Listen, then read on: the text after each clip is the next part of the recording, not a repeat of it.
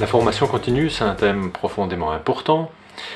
Tout agent pastoral a comme premier outil ce qu'il est, et donc de pouvoir travailler à se former continuellement, aussi bien au niveau du savoir, du savoir-faire, mais aussi surtout du savoir-être, c'est quelque chose d'essentiel. Donc cette année, on a choisi un thème de formation autour de la dynamique de groupe. Cette dynamique de groupe, elle nous semble essentielle parce que nous sommes confrontés au quotidien à la réalité des groupes, à leur vie, à leur dynamique.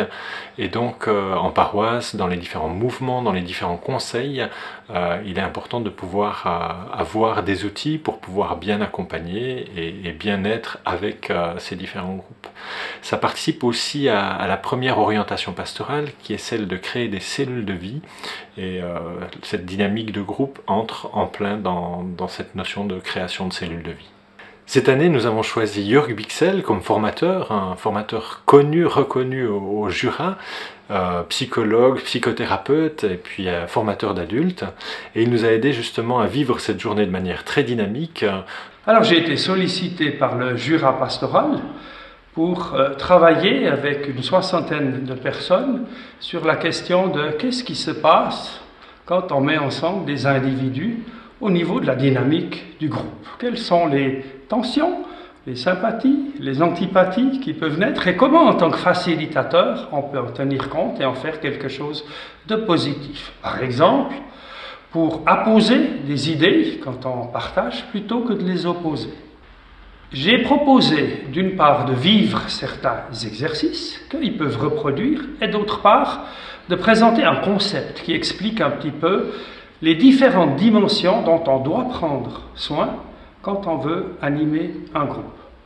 Ces dimensions sont au nombre de 4, c'est partager du sens, c'est soigner les relations, c'est organiser le travail correctement et c'est impliquer tous les individus.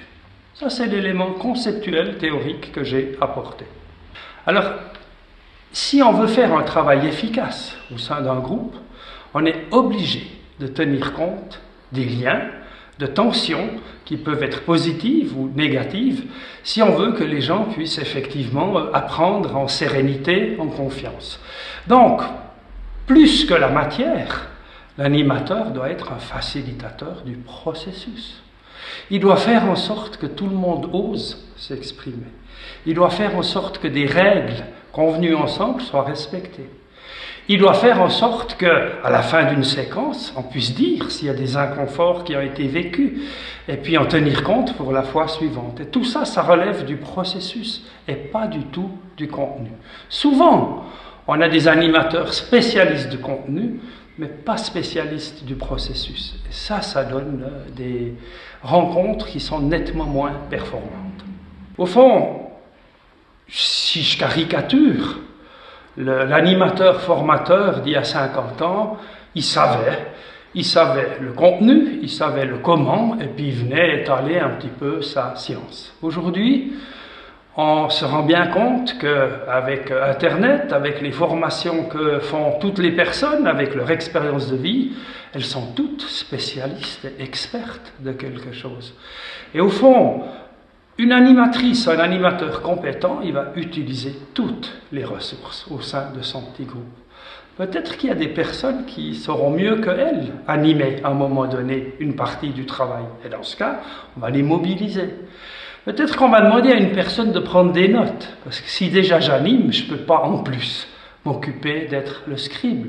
Peut-être que je vais demander à une personne de gérer le temps, parce qu'on a des séances qui finissent 2 heures plus tard que ce qui est annoncé, puis c'est inconfortable pour les autres, etc., etc. Mobiliser au maximum les ressources des gens, mais aussi tenir compte de leurs limites. Ne pas demander à quelqu'un quelque chose qu'il n'est pas apte ou qu'il n'a pas envie de faire. Tenir compte des individus. Ce qui me semble essentiel dans la formation continue, c'est justement de pouvoir aussi travailler sur soi, puisque comme l'outil premier de l'agent pastoral, c'est lui-même, c'est profondément important qu'il se connaisse et puis qu'il puisse aussi appréhender comment il se situe dans la relation. Et donc cette année était vraiment un thème tout à fait choisi pour cette thématique.